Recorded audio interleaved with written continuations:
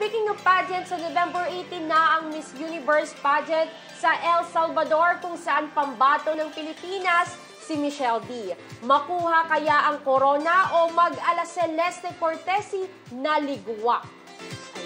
Yan, si Joey Gilas yun. Hindi si Jose. Si Joey Gilas yun.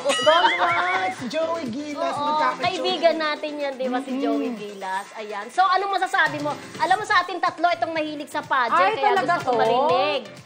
Actually, kung anong chance. Di ba, sunod-sunod ang pageant.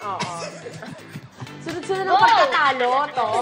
Ay, ang ganda ni Michelle. Sunod-sunod ang pagkakapanalo ng Philippines sa Miss Universe. Nung nakaraang taon lang talaga naligwa. Kung kailan Diyosa ang pinadala natin, di ba ikaw? Ang ganda siya. May sinasabi ka kay Celeste, di ba? Bet ko talaga siya. Bet mo. Ganda niya. Kaya lang. Kaya lang, naligwak siya. Hindi ko alam, baka, hindi kaya, sa akin lang to ha, hindi kaya gumaganti yung owner ng bagong owner ng Miss Universe. Hindi naman siguro. Sa akin nga lang naman. Si Miss Anne, di ba? Anne, ano nga apelido ni Anne? Ang hirap bigkasin. Anne, Chumurok-chuk-chuk. Ano nga apelido? Oo, basta ang hirap bigkasin ng kanyang apelido. Parang feeling ko hindi naman kasi love na love naman niya si Catriona Gray. Love niya ang mga si Pia, love niyang Philippines. Ang favorite niyang nagkataon na siguro sa mga ang favorite niyang beauty queen talaga si Catriona. Si Catriona. Correct.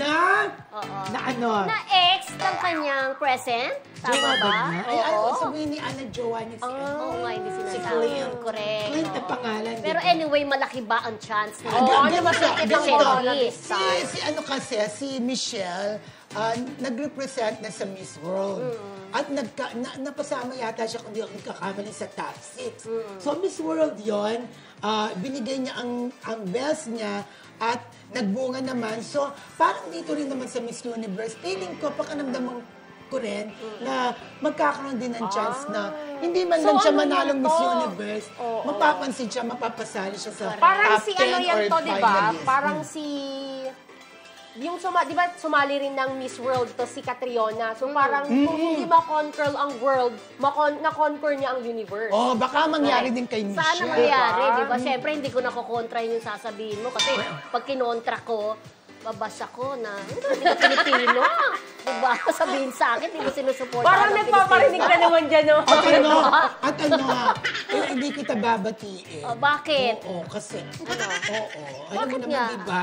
Maano ako sa beauty pageant sa Miss Universe. Ito sobrang hilig sa beauty pageant. Sobrang hilig So talagang nanonood ka talaga, lagi inaabangan. Oo, inaabangan pero talaga dapat Miss Universe. good luck talaga sa ating pambato. Good luck kay Michelle. Sana maging plus factor yung pag-amin niya na ano siya.